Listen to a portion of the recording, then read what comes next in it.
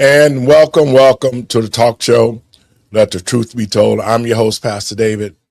And folks, we got a great show today. We're going to talk about the treason of Barack Obama, James Comey, and the Democratic Party in the 2016 elections with Russiagate.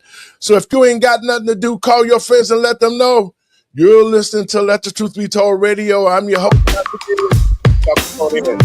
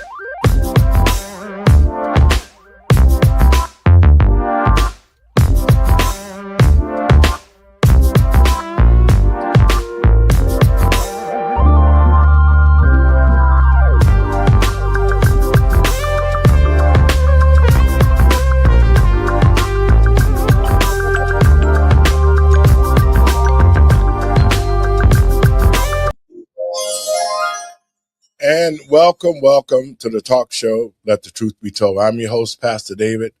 First, let me give all praises to Yahuwah and Yahusha, that's God and Christ in Hebrew. Well, folks, this is our first live show back. I think everybody took a little hiatus, been on vacation. I know myself, I've been had a chance to do some things. But this is our first live show back in about a week, and it seems like the world was on fire while we was gone. But in the meantime, in between time, a lot of things have come out about Russiagate. Barack Obama has been accused of treason, and rightfully so. Him and the Clintons and the Comeys and all the rest of the Democrats under the Joe Biden leadership, they've all been doing things that's been illegal that affected the American people and our country. But as it goes to be, Barack Obama still lying through his teeth, still saying things that's not true, when the evidence shows that he spearheaded this Russiagate thing to try to have a coup over President Trump. Now, a lot of y'all people want to say, oh, no, that's in the past. Well, it's just this simple. How is it possible that no other president sitting or not sitting out of office have been put through what President Trump has went through? 38 charges. You got Letitia James out there lying. You had Fannie Willis down in Georgia.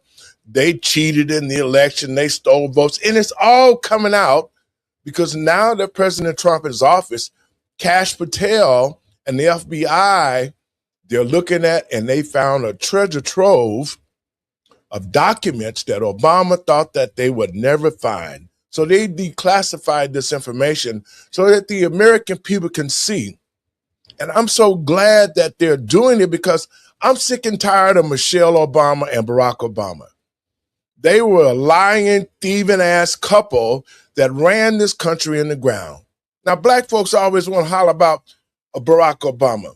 And my question is, what did Barack Obama do to create the quality of life for black people? Black people still are last in everything. They open up the borders and allowed the migrants to come to where? In the black community. There's been no economic development. There's been no economic wealth in the black community. Black people are last on the list when it comes to American citizens in this country. So I'm glad that finally, once and for all, that this information is coming out, and Barack Obama, his lying, cheating, and deceptive ass has got caught. So in saying that, I'm going to bring my guest in and we're going to get this show started. Hey, Randy. Hey. Hey, Doc, how's it going? Hey, it's going well. Guys, listen. While we were gone, the fox raided the hen house. Yeah, so to speak. And now all of this stuff has come out. See, the first time James Comey got indicted, he was able to sneak away through a technicality. But since then, the Department of Justice and Miss Galbert has opened up this treasure trove of evidence that they thought they was never find. Randy, your thoughts on that? Well, first off, let me just say it's good to be back with you all and nice vacation, a week on the water there down in Mexico and South America and all that. So the craziness with James Comey is that I'm surprised he's not in jail and they haven't thrown the book at him by now. It's been blatant that he's broken several laws, and they're just pussyfooting around with them and playing these games and these it's politics. Yeah, but if you break the law, you go to jail.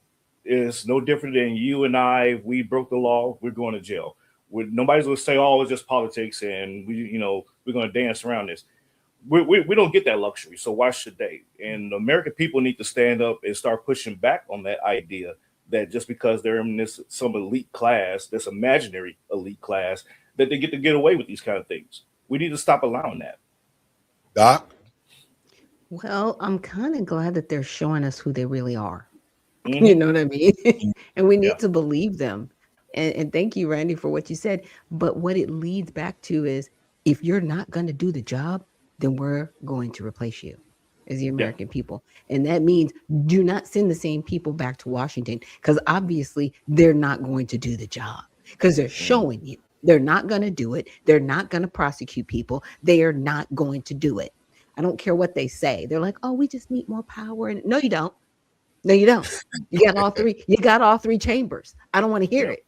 You got the House, Hmm. you got the Senate, you have the executive branch, and you've done nothing but Nothing. waste everybody's time. Hmm. Everybody. And you're going to be back up here going, hey, put us back in office. And I'm not saying to put Democrats in office because that ship has sailed. They can do not let them near the nukes. Okay. Because they will destroy everything. They've proven themselves they want to Yes. destroy everything. We just need to put better people in office. That's what needs to happen. And you know what, guys, that's so true because, out of all these years, the Democratic Party have had the luxury of decepting the black community. Yeah. They have been able to manipulate black people to make them think that it was the Republicans. And now, mind Mhm. you, they both parties have had the role that they've played, and neither Yep. party has been conducive for the black community. But the Democrats have been the ones who have been in office. They've been talking, pointing fingers. They've been saying that Trump is crazy and all of this deceptive stuff, especially Barack Obama. He's been spearheading so much stuff, so many lies to the American people because he thought that he had the American people so miffed that he was the greatest thing since sliced bread. And if you really take a look, and I tell black people all the time, we have to start researching our candidates. We have to stop believing what people are telling us because Hmm. it's not showing in our community. We had 8 years. First, we had Bill Clinton, who allowed Joe Biden to create the '94 crime bill that attacked the black community and almost decimated it. Then we had the savior Barack Obama to come in. Out of those 8 years and 2 terms of Barack Obama, the black community actually things decreased for us because he never created any type of legislation to say that, just like he did with the homosexuals, he made a law that said, marriage between a man and a man. He did everything for the gay community. He created DEI, which was opened the door to said you don't have to have an education. You just have to be black, and we can put you in a position of power that you can destroy the country. And so that's what Barack Obama's mission was. And we can see it. People, if you think I'm lying, I'm flying, and I don't have no wings. but after I saw what Barack Obama did in his first term, and I know Barack when he came to Chicago, and he was telling black people anything that they wanted to hear to get in office. As a matter of fact, go ahead, Landy. I was just not to cut you off, but Barack Obama was just here yesterday in Austin, where I'm at, and he was campaigning with James Tallarico. James Tallarico and Gina Hinojosa, and it's the same old playbook. And you're absolutely right. You know, he's going around saying, you know, woozing the audience with, you know, these elaborate words and, you know, his charisma and all that. And that's what he's training James Tallarico to be. James Tallarico they're already calling him an Obama 2.0 around here. They're already doing that. So so now it's like, now you're really showing us who you are, because you brought Obama in and saying, look, here's my daddy, you know, everybody. Yeah, and the two men that are okay with men being in women's bathrooms and women's spaces, they don't want you to think about that part. Yeah. And he's an apostate. You know, Tallarico calls himself to be a pastor, and he's saying all kinds of crazy stuff, talking about some God is not binary, and it's just like, let me say this to you guys. As a pastor, we don't condone. As a man of God, we don't condone homosexuality. That's not in the Bible anywhere. As a pastor, we're supposed to stand up for righteousness. It is our responsibility when we see things that are going on wrong in the White House, we're supposed to get together and make it right. And so what a lot of pastors have done, they've given their authority over that Christ gave us to rule the world. And, you know, this is really a sad time for the ministry. A lot of pastors are out here like Jamal Bryant and some of these other pastors who are using scriptures in the King James Bible. And King James, not only was he a homosexual and a pedophile, at the Nicaea, that's when they changed the Bible, because there's no such thing. Jesus is not Christ's name. It's Yahusha. That's his name. I use the Hebrew language. He was the God of the Hebrews. That's why I say Yahusha. That's his name. And a lot of people got fooled. There is no such name as Jesus. It was all done when the Romans took the Bible with Constantine. And this is why I tell people, you have to research these things. It was Constantine and the Roman Catholics who came up with the name Jesus, which does not even translate back to Yahusha, Yahuwah, which is God, Yahusha, which is Christ. How do you get a J out of a Y? So people need to start researching and understand that the Bible has been tampered with, and you have to seek salvation for yourself. But the point I'm making is this. Pastors have given their authority over to politicians for money. Come on now. And the name. And so they've allowed people, God's people, to wonder. You know, I'm definitive about what I do and what I say. I'm coming from the Bible, from the real Bible, the Ethiopian Bible, which has not been tampered with. You're going to get the full true word. But I'm appalled, guys. I really am. And I feel sorry for the American people and people across this country who have pastors who get up on Sunday and they preach these elaborate sermons, but never do anything for the community. And that's the saddest part, because if the men and women of God actually did things in the community, especially the Black community, we would see our own economics. We would have our own banks, our own schools. We wouldn't be sitting around here having to fight with people to say that, well, you know, you're graduating. It's sad that our young people are being dumbed down because half of them are coming out of high school and they can't even read or write. Yeah. They can't count. They can't do nothing. So go ahead, Randy. And you're right. They can't read or write. And the school system, unfortunately, is trying to make that look like that's a cool thing. Well, we got AI, you got this, you got that. You got these different tools to your disposal to help you along the way. Never mind that you can't do it No, on it your own. creates You got these dependency. tools, and so Yeah. we gotta be careful, ladies and gentlemen. Parents out there, do not let these institutions, these failed institutions, Mhm. tell you that it's okay that your child can't read or that they can't write or they can't do basic math. They gotta put in their phone, you know, Mhm. how much change they gotta give back to you. Exactly.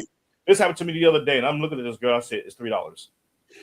Like, the change is $3. Like Right. you said $17, and I give you a What 20. like And she's doing this.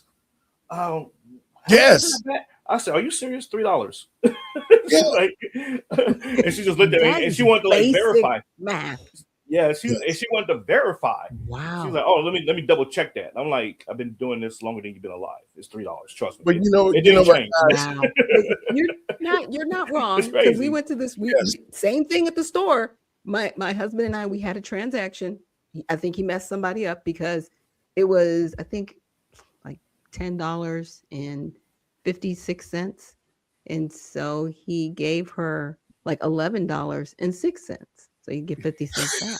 That blew her And she mind. just looked, she was like, but it was $8.56. That's what it was. It was $8.56, and he gave her $10.06 so he could, Mhm. get $1.50 You back. give And she $1.50 just stood there and back. looked at him like, but I said it was $8.56, ma'am. It's $1.50. Like we both looked at her like, this is basic math. This is like 5-year-old stuff. Yes. And Right. you look like you're about 24. What happened? Mhm. Yeah. What Same happened? thing. Same thing that happened to me. I went to a Family Dollar, and it's just ironic that the bill came up to like $40 even. I Okay. gave the kid $100 bill, and Yeah. he stood there and he looked baffled about the change. And he told me, he says, "Well, the machine is not working." I said, $60. I said, "100." You looked at it and it made it, it's $60. Okay. And so he had to get the manager to come to help him with the machine. And she said, "It's $60." So this is what two parents across This the is country. sad. This is It really sad. is. This is a failure. This is a It is. failure. You know, I heard on the radio station, Tony Schofield at KISS 104.1 here in Georgia was talking about the teachers now want to have a 4-day school week. And I Oh, said to less myself, school. We want less yes, school. let's Okay. do. But how do you see? Because this is what the school system did under the Obama administration. It's just like sports when they say every kid got to play on the team. Even if you can't play worth a crap, they still let you play on the team. And so what the Giving out system 6 has days done, ribbons. and what the system has done is said, okay, we know that these kids are dumb because we haven't taught them. So let's lower the grading scale. Yes. 100 because it's to 90 racist. something, right? 100 to 90 something was an A. I'm beyond 89 to 80 was a B, and so on. Right. If you got 60 or 70, you were at a D failing. or a D plus. Yeah. You're Yeah. failing. So now what they've done, they've lowered the scoring system. So these dumbass kids who haven't been taught anything can feel like they're smart if I get a 60.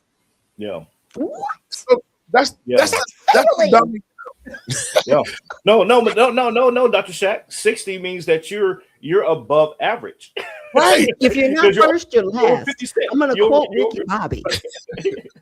So If you're parents, not first, you're last. Okay. Yeah. That is not Yeah. first.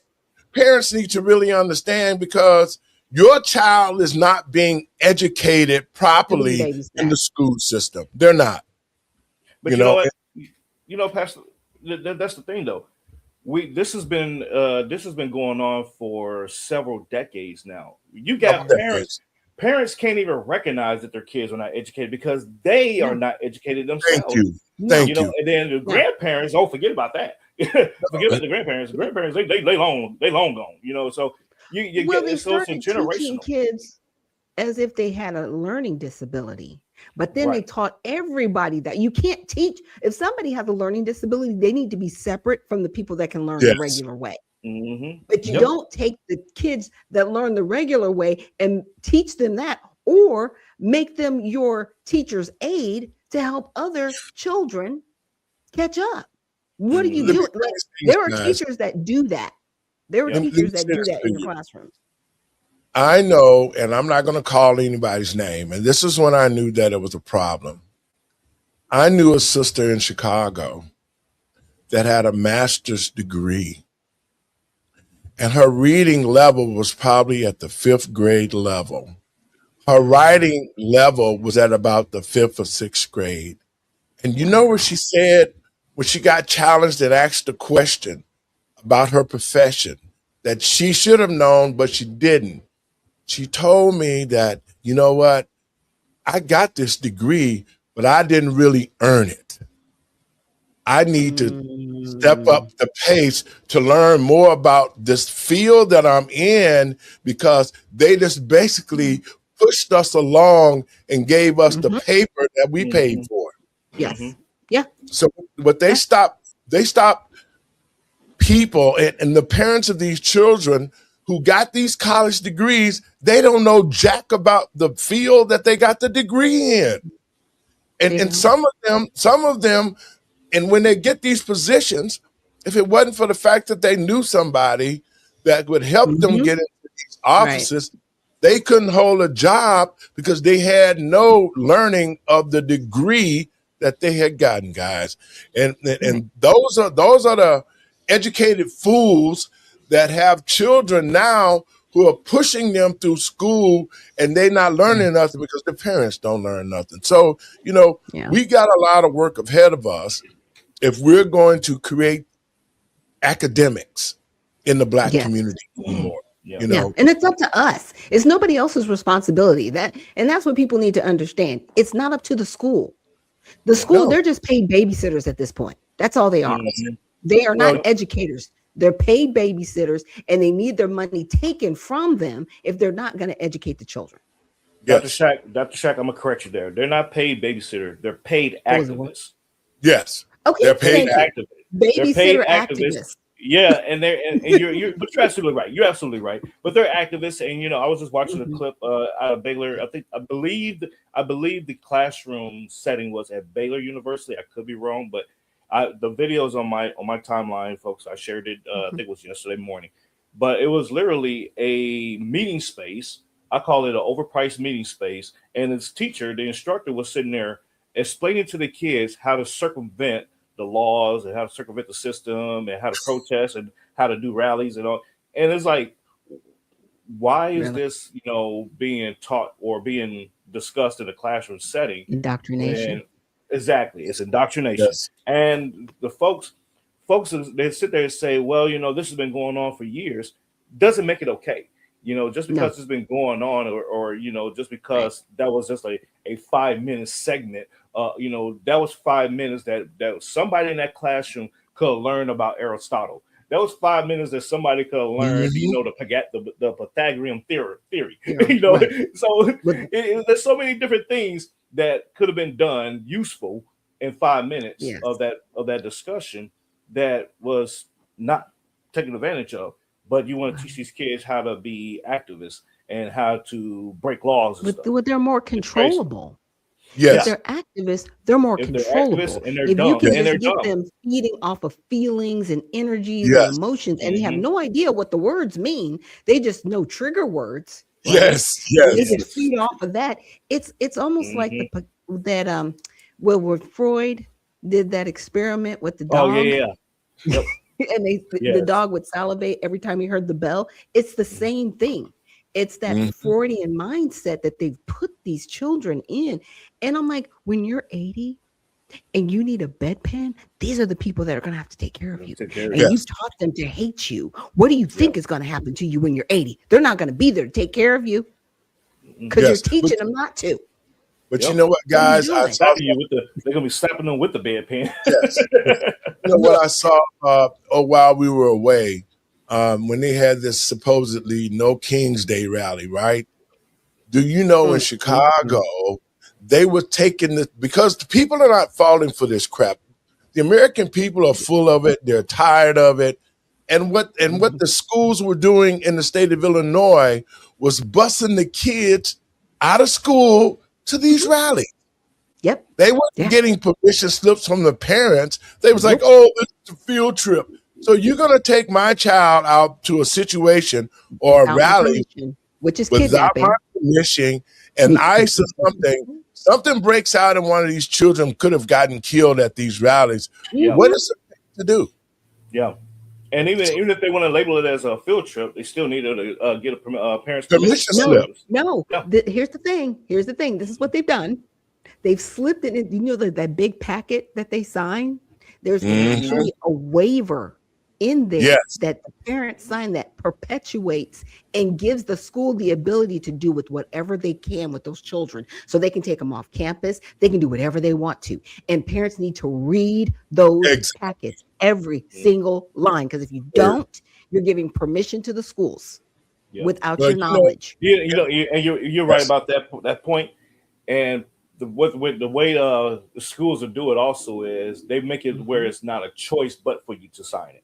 It's Exactly. They'll say, Even well, when you set if you're not up going to your sign, profiles online, you Mhm. have to consent to Consent, certain yep. terms and conditions for the school, and it's Correct. embedded in the terms and conditions. So what are you supposed to do as a parent? Yep. Well, that's one of the things that we're fighting for here in the state of Illinois. We're going to get J.B. Pritzker out because J.B. Pritzker has passed a lot of laws that have taken the power away from parents and given it to the teachers in the schools to control your child. I mean, they have certain things here in Illinois that they're doing with our children that parents have no idea of what's happening. So, we're trying to introduce legislation that's going to give the parents their power and authority back to have a say in the schools for the kids. But guys, I want to get back to this James Comey thing. I want to play a clip and I want to get your thoughts on it. What he has now that all of a sudden that this second indictment is sticking because to his ignorance to put that 47 when he wrote 47 with the seashells. Yeah. Look what I came across in the sand. right that he did, and now it's just like what we said, guys.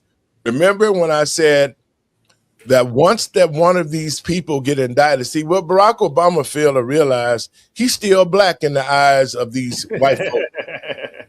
And he finding out that he's black now because now that they've grabbed Comey, he done turned state's evidence. He done switched over. And so they're giving out information and saying, oh, it's Barack's fault. He was the president who did it. Let's play this clip, guys, and we'll talk about it. They're Comey doing the also Spider-Man currently thing? being prosecuted for making a threat against President Trump, 8647, and he took some time out of his very, very busy day to go on MSDNC and talk over there. Here's what he had to say about Russia. Take a look. What does that mean for the country? It's bad. You never want time to fly, but it means it's going to be a very difficult 2 years and whatever it is, 2.5 years. Thank goodness for the elections this fall. Thank goodness for the judiciary. There aren't any policies that he's enacted in his first term or in 15 months of a second that Putin doesn't like. Do you think the questions were ever answered about his affinity for Russia? No, I don't know. And he's done things that are bad for Putin, right? Venezuela, harming Iran, those kinds of things. But I can't explain his continuing apparent affection for a dictator. And Comey's not the only relic from the past who is back in the headlines these days, none other than Joe Biden.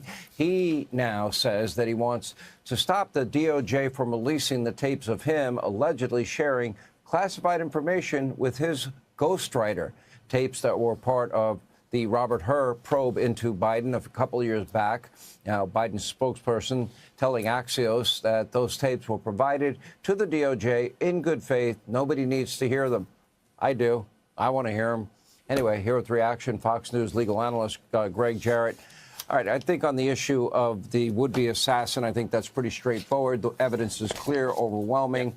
As it relates to Comey, correct me if I'm wrong, isn't that guy the same guy that used the dirty Russian disinformation dossier that was not verifiable for 4 FISA warrants that years later he said he would no longer sign? But yet we know that he knew back then when he was signing it that it wasn't verified. Oh, yeah. I mean, Comey is flogging another of his novels. It's coming out tomorrow. So, that's why he ran to the nearest friendly camera, MS Now. But, more than anything, Comey craves attention. You know this, Sean. He's vainglorious, sanctimonious.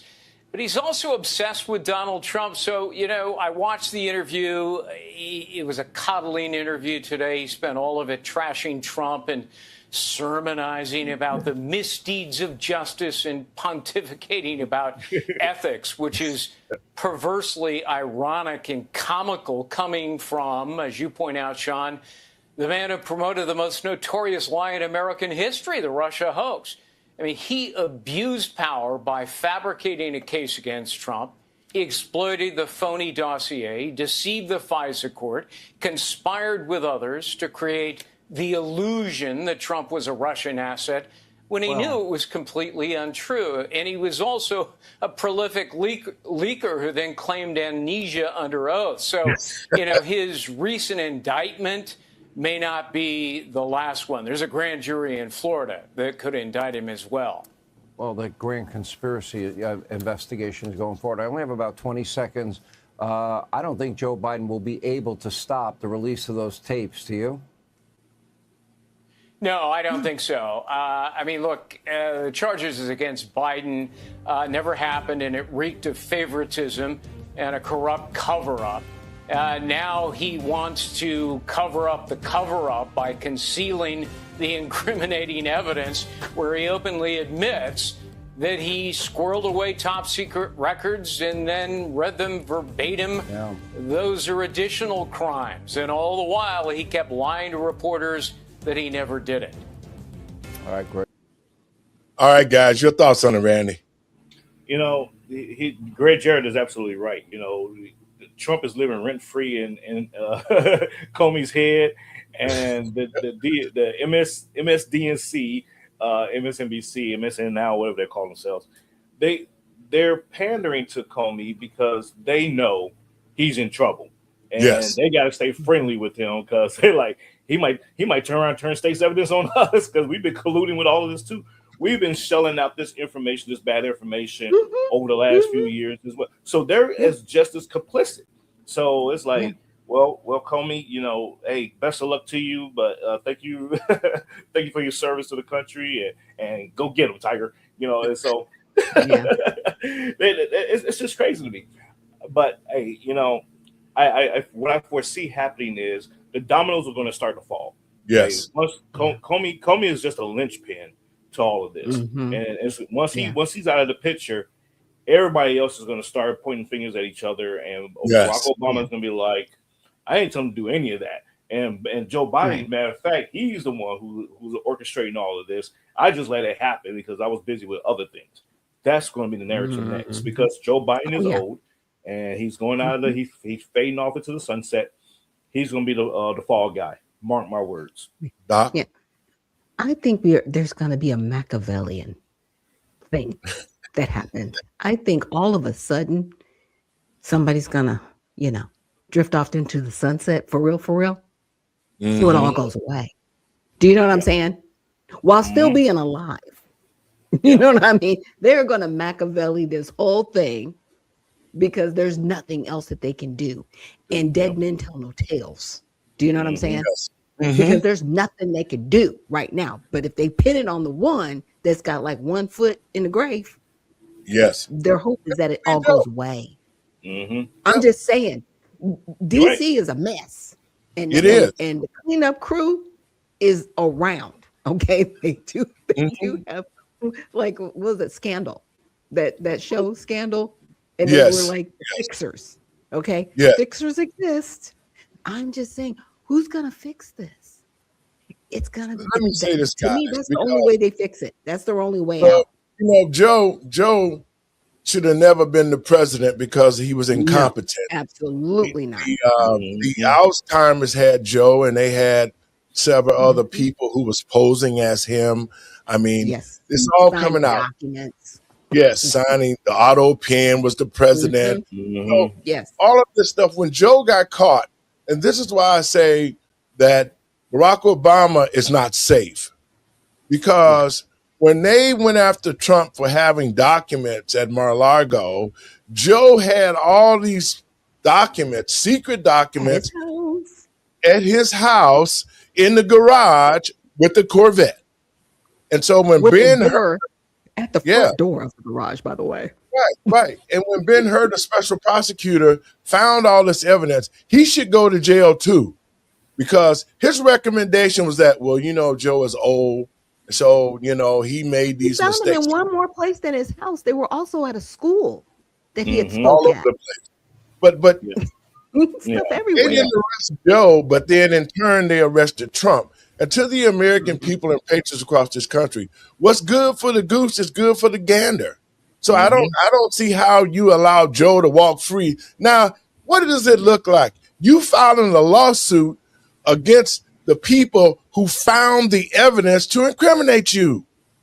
How you gonna file a lawsuit and say, well, I know I'm guilty, but I'm gonna file a lawsuit so you can't prove it? You know what I'm saying? So That's called why- mob mentality. Okay, they're the mob. Yeah, Okay, exactly. I'm just It's a saying. mom mentality.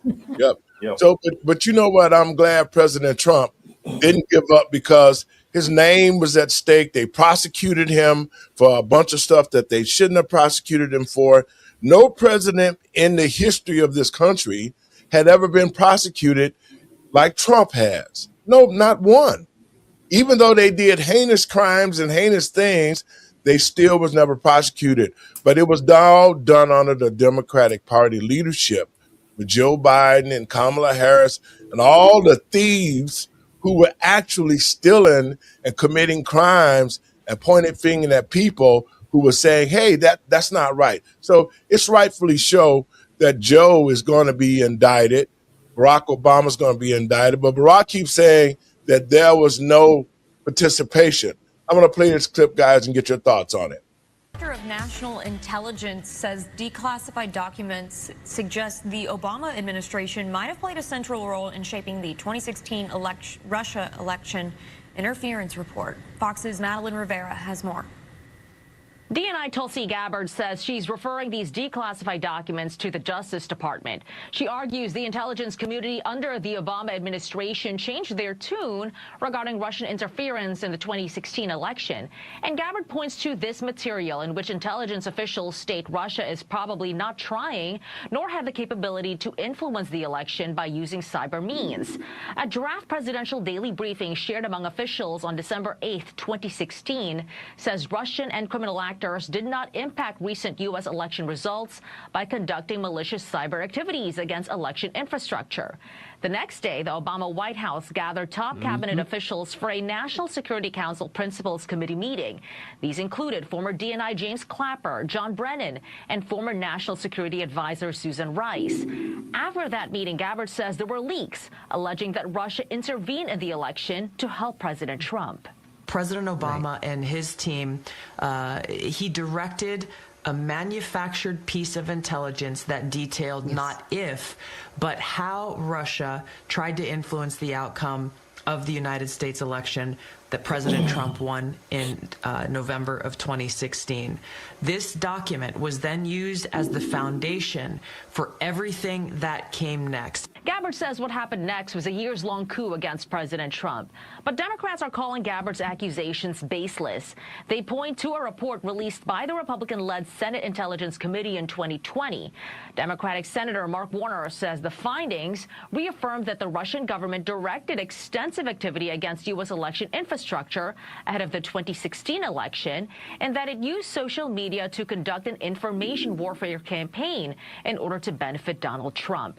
The report, though, concluded there was no evidence any votes were changed or that voting machines were manipulated. In Washington, Mather Rivera, Fox News. You have an intelligence report that said Russia didn't have the capacity to do it. And then y'all spun it. You lied to the American people. Billions of dollars spent pushing this narrative that you put out there. And then you're going to turn around and say, that never happened. The Democratic Party needs to be disbanded. I'm sorry. You need to be disbanded, and everybody needs to go to prison. that's been perpetuating this stuff. This is no longer propaganda. Like this is just a suicidal mission to destroy the country. That's it. Yeah. Your thoughts, Randy? Along those lines, Dr. Shack, I would say that not only should the Democrat Party be disbanded for that, but every single member should be fined and their pay stripped so they can pay back the American people for this hox that they put on. Yeah. That's how you hope people. No, nothing. Yeah, you get naked. you get your draws that you got on, and that's it. And go and sit down somewhere because. That's it. You gotta go. That's how you start holding politicians accountable. And you know, I write about this in my book. You know, talk about how the politicians out here, they sit here and they perpetuate a lie. They fool the American people, and nothing happens to them. They get reelected, they get bigger paychecks and everything else, and they just laugh at us. But if you start actually holding these folks accountable and saying, "Hey, you know what? We're finna not only get somebody to run against you, but once they win, we're going to prosecute you because you'll be no longer have that shield of cover over you. We're going to prosecute you and make you pay back everything that you have taken from us." So that's how you got to start holding people accountable. But you know what, guys, let me tell you something. Obamacare was the biggest farce in the history. One of the Senator Kennedy, after they did the research and found it, Barack Obama has gotten over $120 million out of Obamacare, and it really did nothing for the seniors.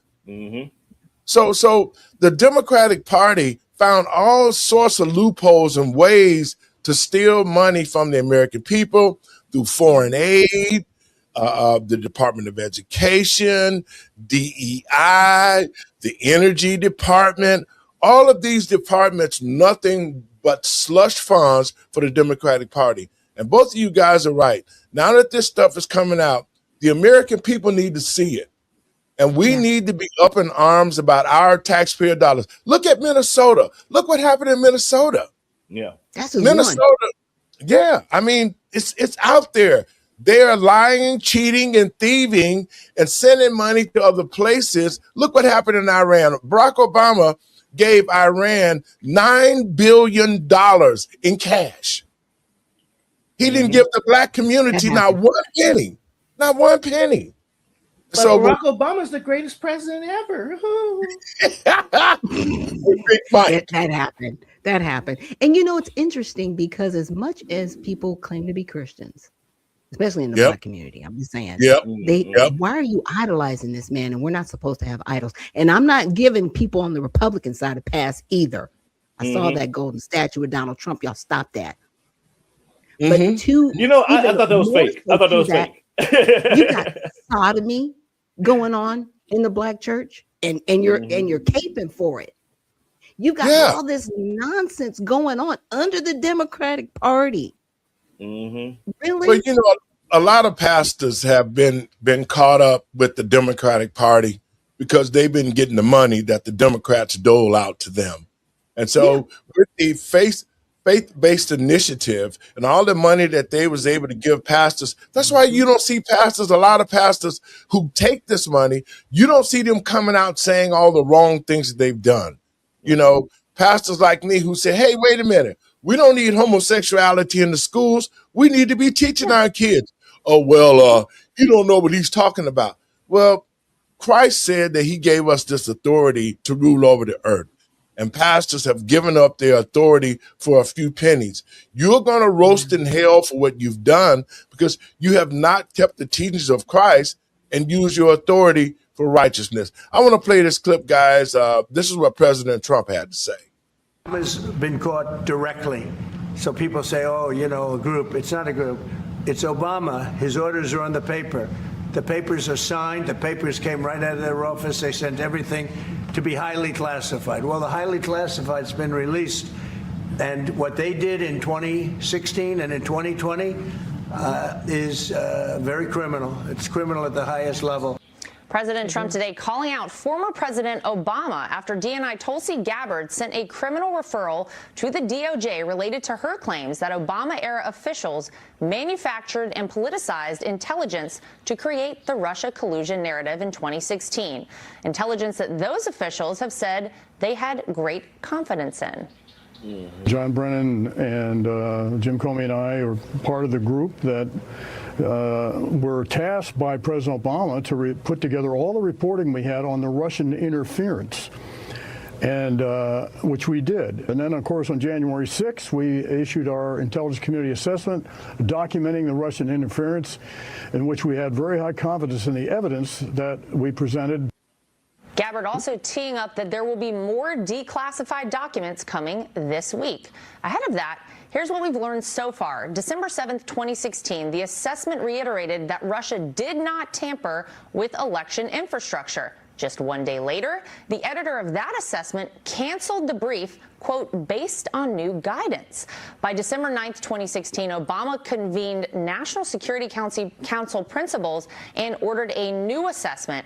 And on January 6, 2017, the new unclassified assessment was released. Obama's office today firing back, issuing the following statement. Out of respect for the office of the presidency, our office does not normally dignify the constant nonsense and misinformation flowing out of this White House with a response. But these claims are outrageous enough to merit one. These bizarre allegations are ridiculous and a weak attempt at distraction. Nothing in the document issued last week undercuts the widely accepted conclusion that Russia worked to influence the 2016 presidential election but did not successfully manipulate any votes. These findings were affirmed in a 2020 report by the bipartisan Senate Intelligence Committee led by then-Chairman Marco Rubio. Joining me now to react is the Director of National Intelligence, Tulsi Gabbard.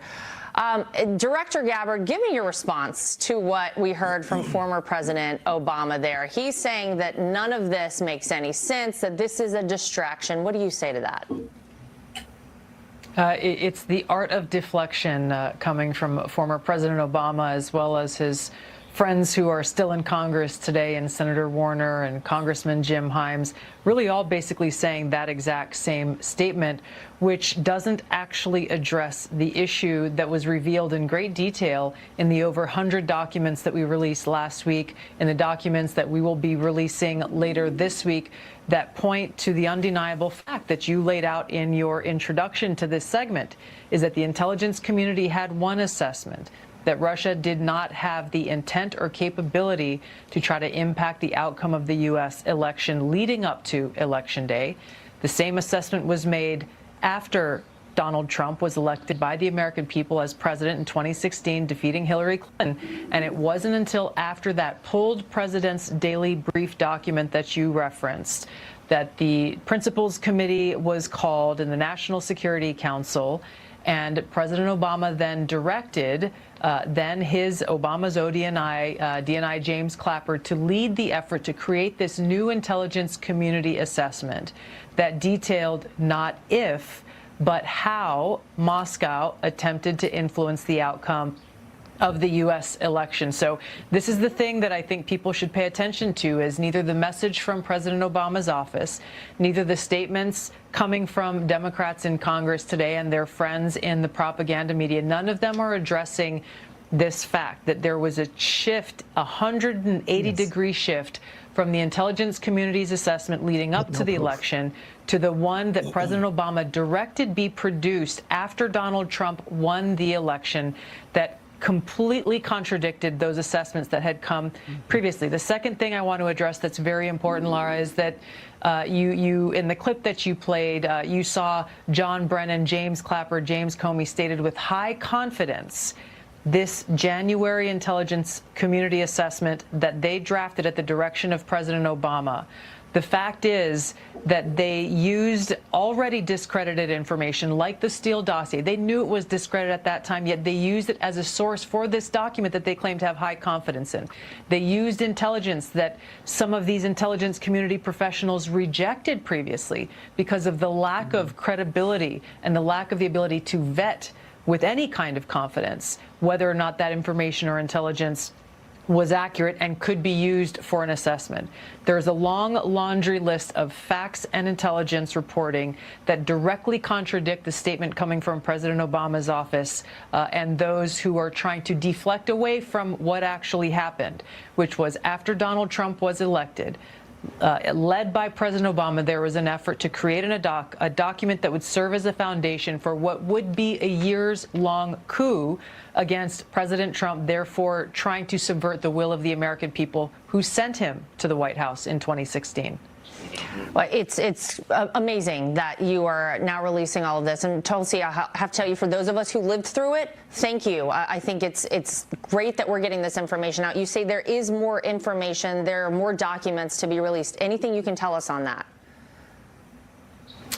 We will be releasing these documents shortly in the wake of the release that we did last week. I'm very encouraged by the fact that we have whistleblowers coming forward who are intelligence community professionals who were there when this happened and who were disgusted by it and are heartened at the possibility and the hope that the truth will see the light of day. And of course, the most important thing is that the American people see accountability, which is why we're referring and have already sent all of the documents that we have currently and any others that we get in the future to the Department of Justice to bring about that accountability, to ensure that the integrity of our democratic republic exists, that the American people can have faith and trust that who they vote for in our elections to be elected will actually be respected by those who are leaving power.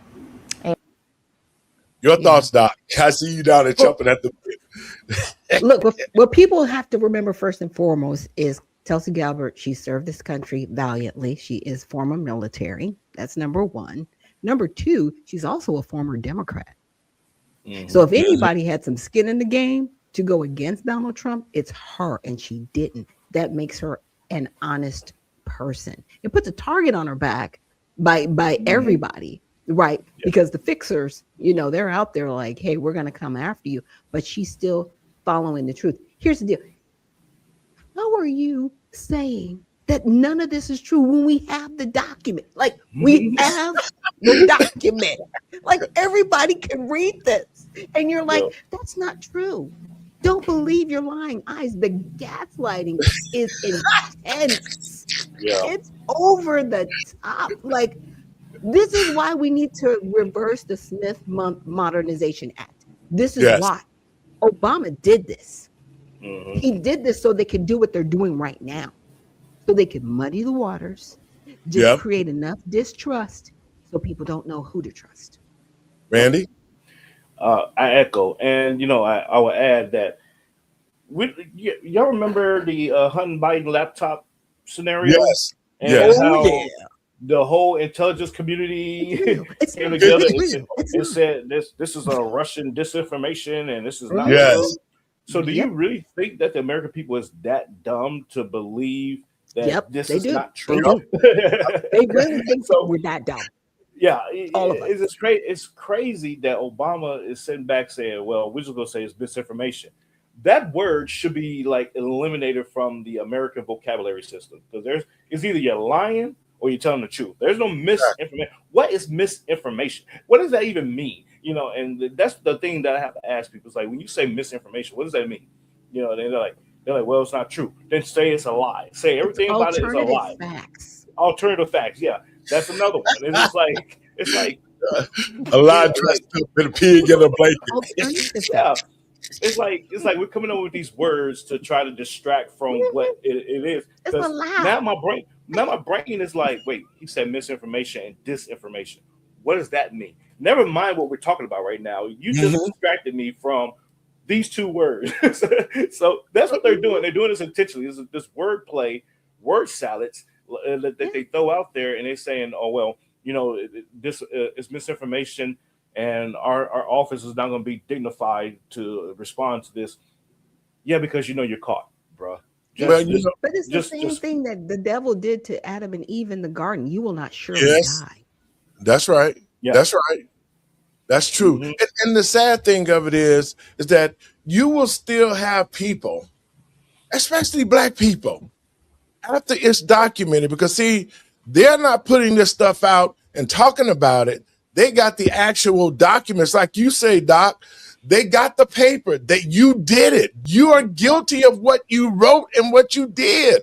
And yet you hear Obama talking about, oh, no. That's not true. He actually thinks that black people from this point, the same guy who told black men they better get off their asses and vote for Kamala Harris, who is nothing but a drunk. You know, I was at the gym Saturday, and I heard a couple of Democratic people talking about all the lies that the Democratic Party had spun to us. You know, they was saying how justifiably that Kamala Harris probably was the best candidate that could have ran for office, and that Trump cheated and all of that. And I was saying to myself, they wanted to drag me into an argument, which I didn't, because you become a fool when you argue with a fool. So I just listened to what they were saying, man, and it only goes to show how ignorant that some black people are who don't do research. And I was saying to myself, as these guys were pontificating and saying all this bullshit to get me into an argument with them, and I just sit back and listen and thought for myself and said, you know what, these old Negroes who got one foot on the banana peel and the other one in the grave, sitting up here talking about, well, the old Democratic Party that is no longer in existence, and these new fools that are trying to fool the American people. The Obama administration was the most deceptive administration of all times. He did so many things that he shouldn't have done, but he did, like the Russiagate, like he gave money to Iran, like he created laws that benefited other people, and never. My whole thought is, how did the black community prosper?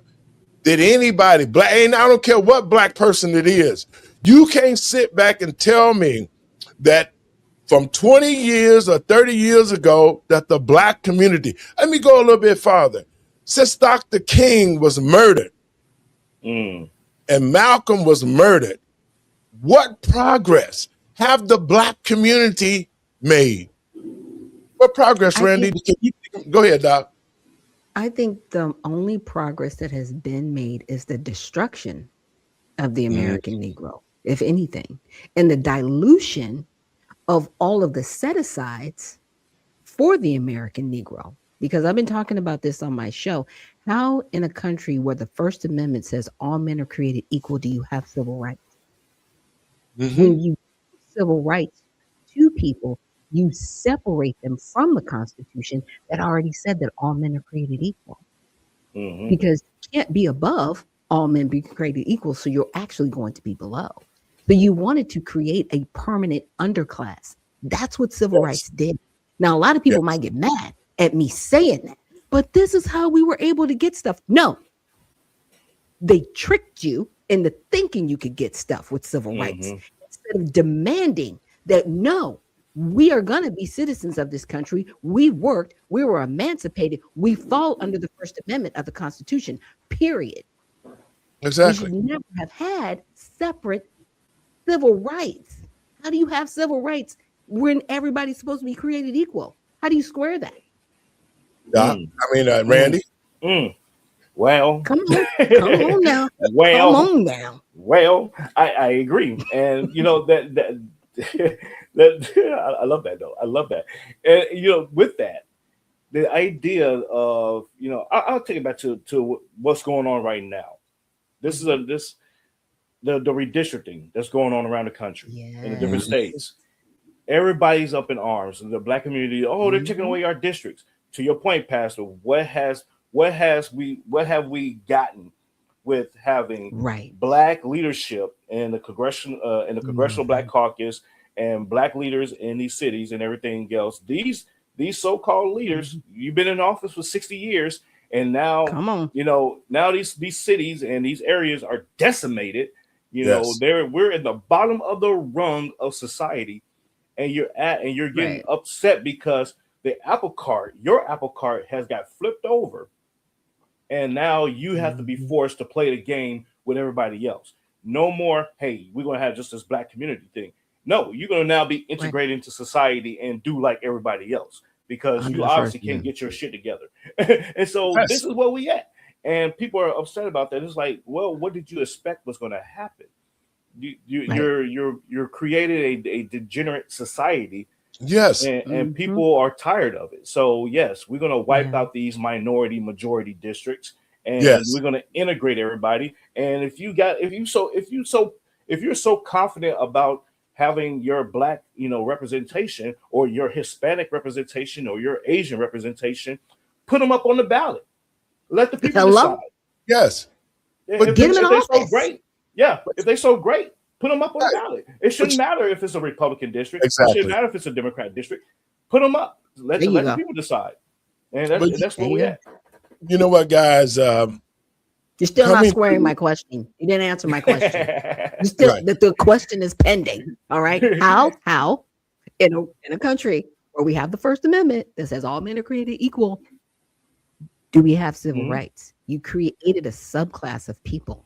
You can constantly have an argument about race. Yes. So you can constantly drive that thorn in the side of the American people that never goes away. Yeah. Like, how do you square it? Well, guys, and getting back to the persona that's presented to the Black community, you got Black leaders running around talking about, man, they trying to keep Black people from voting. They trying. That's the ignorant. So stupid. That's ignorant because they're not going to stop Black people from voting. What they're doing is stopping the Democratic Party from using Black people to be able to steal seats to stay in power. Yeah, that's all it is. They don't care about it. And this is the most saddest thing for the Black community. Black people that's watching this show, tell me, how was the Black community surviving before the Civil Rights Act? Tell me, before welfare came by Lyndon Johnson, who said out of his mouth, we're going to create this welfare and we're going to have niggas voting for the Democrats for over 200 years. I'm saying welfare should be used only for people who need it. And they've allowed Black people to have it in the community. And generation after generation, they've used welfare to dumb down our community and get nothing from it but be controlled. To Black people, think about this. When there was no welfare, Black people had their own communities. They had their own banks. They had their own schools. They had everything. They owned everything in the Black community. Look at the Black Wall Street. See, so we didn't need welfare, but that was the way that the Dixiecrats, who became the Democrats, that was the way that they were able to control the Black community and separate us, because once they got welfare in the Black community, then the Black man was banned from being the head of the household. Yep. Because and the government became the daddy. Yeah. And then and not only that, then this whole thing about knowing your place. See, Black women took a step to stupidity, while other women of other races maintain their households. The Billie Jean King thing that came along, we gonna burn the bra and we gonna have women rights and we gonna do this and do that. But at the same time, white women were still respecting their households and their husband. Black women and were receiving welfare. And receiving welfare. And Black women was telling Black men, if you ain't making the money that I'm making, you can't head the household. I got to lead the household. I got to wear the pants. So they created this void in relationships, but guess what else they created? They created weak-ass men. That's what they did, because a woman can't raise no man. And to y'all women out here talking about the men today ain't got this and ain't got that, well, guess who raised them and guess who produced them? Women. That's who did it. Come on. So we're here because of our own stupidity and our own lack of knowledge, that we've allowed these personas of, well, you know what, we the women and we got to take over the control. No, what you did was let the government separate you from real black men, and then the government also made it impossible for black men to really be the head of the households. Randy, do you remember, and y'all check this out, we got one more clip to play. Do you remember how they tried to feminize real men by saying, you can be Mr. Mom? Mm-hmm. Oh, yeah. Let the wife go to work and you just stay at home and take care of the kids. Mm-hmm. I knew a couple like that. I knew somebody like that. And I knew a lot of them like that. And you had Negroes, lazy ass men sitting at home cooking with an apron on, trying to be the one. They reversed the roles in the black community because white folks didn't do it. White folks didn't do that. No. Some of them did. Some of them did. I met a couple. Yeah, it was across the board. It was across the board. Look, that one cleared all races. Yeah, that was the rise. That was the rise of the independent woman, and it was like started in the 90s. You know, there was the rise of the independent woman, and you had shows. You had shows that perpetuated that. Yes. You had Living Single. You had even movies, Mrs. Doubtfire. You had all these different. What was the other? It was another show around that time that came on where it was like Designing Women. Yes. You had all these shows that came out. You know, Charles in Charge. Yeah, Charles in Charge. All of that. Yes, they had that. You know, to say women need to be empowered. Women need to take over the households and everything else. And the men were like, "Okay, dear," and I'm just gonna or go making here them and, look stupid, like on Roseanne. Or yes, Roseanne, And so this was by design. This was when we talk about systemic. This was a systemic operation. It was by design to kill off the masculinity in society because they wanted to have control over our kids. That's what it resulted. That's what it ultimately boiled down to. You eliminate the guys, you eliminate the masculinity, you eliminate, the man being in charge and being the leader, the protector. Eliminate that, then we could get to the kids and mold them and craft them to be who we want them to be. And the women will follow. The women will follow because now they're seeing that I'm out of my element. I may have been in charge, but I'm out of my element. This is not the role I'm supposed to be in. Oh, exactly. And now the guys are like, you fucked up, so you figure it out. And look, I lived that relationship. Exactly what you're talking about. My first ex, he was just like, well, then I was like, I don't want to be in charge, but you're not taking charge. Like we cannot fall off the boat. The Titanic has got to stay afloat, bro. Mm-hmm. Somebody's got to take the reins. And when I would step back, he wouldn't lead. It was very crazy, but it's exactly what you said, Randy. But you know what, guys? This is when, like you said, it started in the 90s. And it really got bad because what they did was when men was out of power and then they decimated the black community and pulled all the economics out. Then they introduced the crack cocaine. Mm-hmm. They brought the guns in and they was like, oh, you can be a man, just get a kilo and sell it and make money so you can take care of your family. The psychological trauma that was played on the black men in the 90s who were in prison. Guys are in prison, still in prison right now under the Joe Biden crime bill. These men don't have a clue on what the family structure's like because they have been thrown in prison. They don't even have a clue on what to do. When a lot of these guys come home, what are they going to do? They killed the educational system and the prison system. So you come out and you go, it's a perpetual revolving door. Yeah, black men get out for a while, you do something. You can't find a woman because you can't do nothing. Ain't no woman gonna have you because you're up from prison. And so it has been an attack on the black man and the black family. Really, it took a whole effect in the 90s. And this is the saddest part for me. The most saddest part was Barack Obama got in office and said, guess what, guys? God is wrong. God is crap. I don't want to hear nothing from God because God said that marriage is between a man and a woman. So guess what? I'm going to create a law that says marriage between a man and a man is valid in the country today. See, just because Just because somebody made a law that said marriage between a man and a man don't mean that it was right. And it wasn't right in God's eyes, because now look at us. We've almost destroyed. I'm going to play this clip, guys, and we're going to get out of here. This last one, I really got to play it. Special report and Fox News chief political anchor. Brett, there's a lot here and a lot of history, obviously, and you've covered this from the very beginning. Your thoughts on this report released today by Tulsi Gabbard and how significant it is and the timing? Headline. Martha, good afternoon. I think it's significant, and I think it's detailed, and I think it is the beginning of what will be more releases. You know, the coverage of this other places has just been a passing glance and basically characterizing it as look at the shiny thing over here instead of the Epstein files. If you look at the substance of this, the substance of what's inside, it is significant.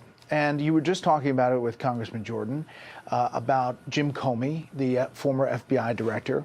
I had him on my show back in 2018 for this lengthy interview where I really went into the weeds. We look back at that today, and it's really telling. So tonight on Special Report, I'm going to run a chunk of this that fits exactly to this these documents that are coming out today and that came out the other day. That'll be pretty illuminating if you look back at what the then former FBI director said on Special Report then.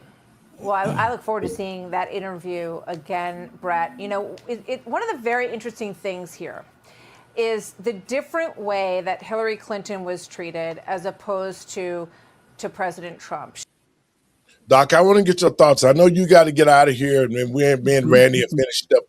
Give me your thoughts on what this last clip is saying. Well, you know, they've been trying to pin this on Barack Obama for a while, and he's being protected by people that are stay behinds in the stay behind networks. So, I mean, at the end of the day, just like Fauci, he's going to get off. And I hate to break people's hearts like that, but this is politics. And this is the way that they are going to play the game. Because if he goes down, they all go down. Right? And there are people that are like, I'm not going down for you. So even though I don't want to protect you, I can't take you out. Because I will be caught in your shrapnel because I was a part of this nonsense. Even though we know they all need to go to prison. Now, in a perfect world where we can actually exercise the Constitution and get a new form of government, this is the reason for it. Because we have gotten to the point of complete treason. They have allowed our country to be invaded. They have given aid and comfort to enemies. They have committed treason at the highest level. They all need to go to Leavenworth. But are we going to exercise the Constitution, get that new form of government that we can exercise as the citizenry of the United States? I know you got to get out of here, Doc. I wanted to get your last words on this. Randy, we're going to watch the rest of this clip and we'll close it out. Doc, love, thank you for showing up on the show. And we'll see you Friday if you got time. Thanks, defensive briefing. It seems that the highest bar was put in place in terms of any information that could be used against her. It also is revealed in this report that at one point in the process, they were looking at investigating her because they believed that she was sort of throwing all of this stuff about Russia out there and this dossier out there in order to cover up for the server investigation. And so at one point they were looking into that closely. But then there's this huge steer towards Trump with, according to these documents, a much lower bar that is needed for the credibility of the information that they're going to corral and throw at him, correct? Yeah, that's exactly right. And now this is the Trump investigation, and this is what they're putting out here. Separately, Chuck Grassley has put out these files on the Hillary Clinton email case, which are really eye-opening as well. And a lot of it's redacted, but I talk about both of those things with Comey back in 2018. There was a major disparity. And in the middle of this, you have the Page and Strzok, the two lovers at FBI, they come out with these texts of how biased they are against President Trump. And they're in charge of the investigation of the interview of Hillary Clinton, of the BleachBit phones, of the interview and scheduling for Michael Flynn, then NSA director. And you see how this all kind of comes in together in a way that is in hindsight, as you look at the big picture, really troubling. I think, listen, we are one of the only outlets that's following this in depth, kind of on the substance, as opposed to, again, a glancing blow. And I think it deserves that kind of coverage. Yeah, indeed. And you're going to replay some of that Comey interview. You know, he just continues to come out all the time and sort of in a very righteous way defend his handling of everything. And one of the things that is sticking out in my mind as we're talking, Brett, is that, you know, as Jim Jordan just said, they went to do this defensive briefing. And of course, you know, at that point, Donald Trump, the, you know, president-elect, has not been in politics, you know, for a very long time. So, okay, so the FBI is coming over and they're going to tell me stuff that I should be aware of. But what do they tell him? They tell him about the existence of the dossier. And then, if I remember correctly, Comey felt the need to leak that discussion. Oh, I went over and spoke to the incoming president because we have this dossier to make sure that it got into the press, right? He claims he didn't leak it, but there's evidence to suggest that he may have. But clearly the then National Director of Intelligence, James Clapper, had an intimate role in saying that. CNN was ready to run a story right after that briefing that the president-elect had been briefed on this sliver of the dossier that was the most salacious, obviously, about Moscow and the alleged connection between Donald Trump and women in Moscow, which did not have any backing. No one goes to the fact that the Steele dossier is funded by Democrats, funded and supported by Democrats. He doesn't get into that, either with the president-elect, he doesn't talk about it with President Obama, and it's used as a primary fact in the FISA application for spying on a member of the Trump campaign team. Yeah, and so often in these investigations and the conversations around them and the hearings and all of it, oh no, we didn't rely on the dossier. But really, we never got a good sense of what they were relying on if they weren't relying on the dossier. And time again, it ended up to be a foundational piece. Let me just say one other thing. I think, Martha, that the question about where a prosecution potentially goes is really interesting. What the DOJ does, how this moves forward. You know, Tulsi Gabbard, as DNI, is going to move forward these recommendations. Anybody who thinks that President Obama is suddenly going to be wrapped up, you know, first of all, he benefits from the same thing that President Trump did with the U.S. Supreme Court in immunity for official acts. And one would think intelligence, despite how thwarted and out of the way this is, would maybe fall under that. So how it moves forward and who they look to target is going to be fascinating. Yeah, it appears on quite a bit of it. The statute of limitations has been passed, but treason has no statute of limitations. So, as you say, we'll see where it goes, and we'll look forward to seeing the coverage and the return look at the Comey interview, which we all remember well. Brett, we'll look forward to that tonight on Special Report. Thanks so much. See you. Randy, your thoughts on me going to get out of here? You know, that's a lot. But treason, yes, but it's kind of a high bar to meet in reality. And at the end of the day, I don't think they'll meet that burden of proof, but they'll come really close. And when they do, guess what's going to happen? It's going to disappear because they cannot collapse the entirety of a government of personnel that were involved in this, because then it's like, well, where's the continuity of government? Because we've arrested and exposed everybody that's involved in this. You got to think that's why, you know, the distraction with the Epstein files. Pam Bondi even said, she said the quiet part out loud. She said, we can't prosecute everybody because then everybody will be in jail at the end of the day. So we are just not going to go there and let it go, you know. And so people are pissed off about that. They're like, well, send everybody to jail. Do we really want that at the end of the day? Do we want everybody in jail that was involved in Epstein files? Because then what's going to come of, you know, the rest of the government? We got to have elections. We got to have all kinds of stuff. And guess what? These people will come into office and do the exact same thing. So we're just going to have a perpetuity of corrupt people getting thrown in jail. And yeah, where we're going with this. So I don't know. It's going to be a lot. And to Brett's point, he's right. It's going to be very fascinating to see how this is unraveled, because Obama's not going to go down. It's just a smear campaign to make him to tarnish his name for the rest of history. That's all that's going to come out of this. And you're so right, Randy, about that. But I think that it needs to happen. It needs this smear campaign needs to happen. No doubt. And so this way that Black people can actually see the true crook that Barack Obama is. See, they're still holding him in high esteem. Well, Barack Obama couldn't do this and do that.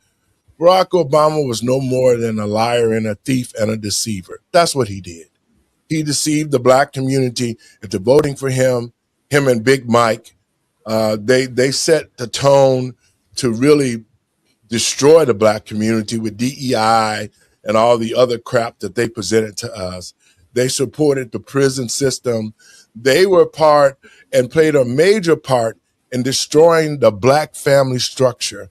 And that's my point it is. That's what I want Black people to see. I'm tired of people holding Obama up like he was this great president when he was a piece of shit.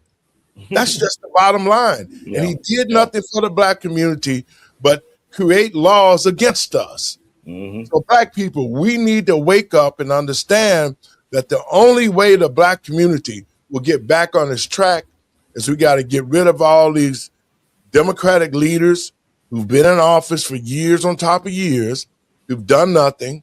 We need to get rid of all of these pastors who continue to take the money and don't preach the true word of God. If the Black people doesn't clean up the mess that has been brought to us from the Democratic Party, then the Black community dies. Randy, your last words. I 100% agree. And the other thing is that not only did Barack Obama not do anything for the Black community, neither did Joe Biden, and he chastised the Black community. If you don't vote for me, you ain't Black.